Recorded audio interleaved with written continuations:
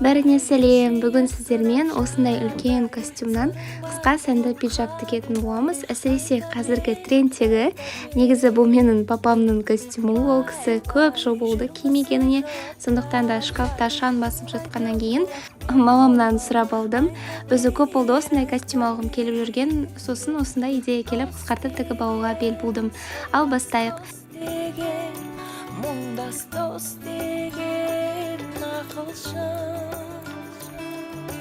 Dost degen, жарым dost degen, жаным dost degen, отбасы.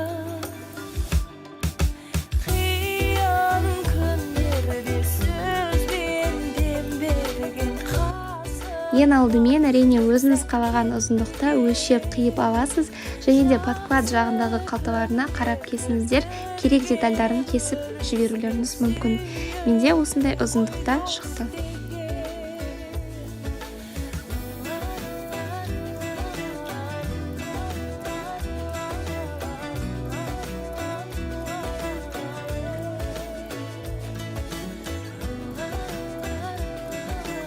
Енді пиджактың астын қалған матадан әдемі аккуратны обработка жасау үшін бізге осындай пиджактың бойымен, яғни ұзындығынан санайсыздар, плюс 2 см аламыз, ал ені 4 см немесе 5 см лента жасап аламыз.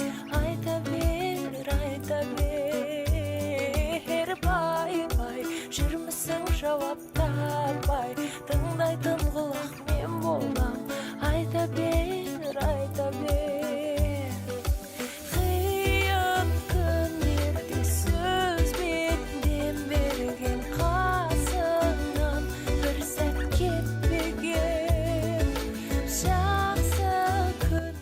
Енді дайын болған лентамызды 1 см артық қалдырып, булавкамен пиджакқа біріктіріп тігіп шығамыз.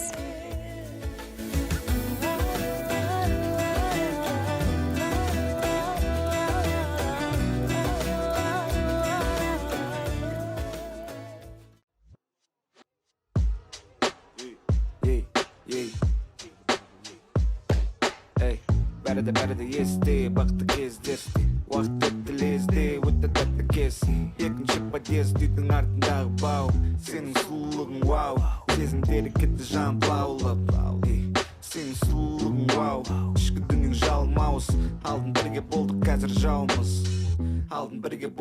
жауымыз. Кейін 2-3 мм қалдырып, артық матаны қиып тастаймыз, себебі қазір лентаны айналдырып тіккенде қалың болып кетуі мүмкін.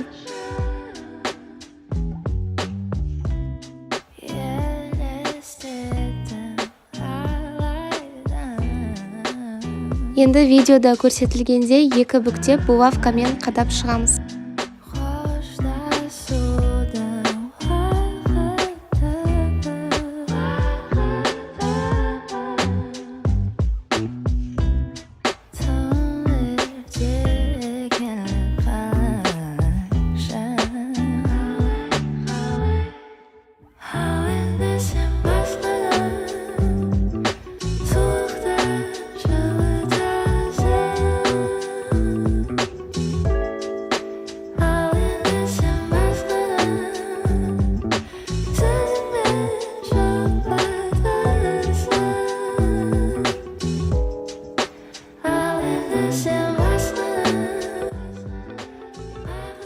Сыртқы жағынан, яғни лицевая сторонасынан 1 мм қалдырып тігіп шығамыз.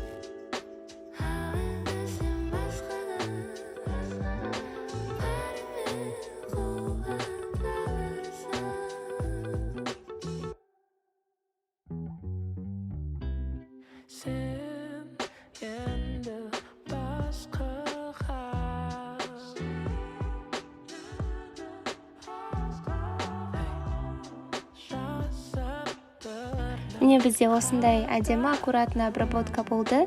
Енді артық жіптерді алып тастаймыз. Біздің пиджагымыз дайын.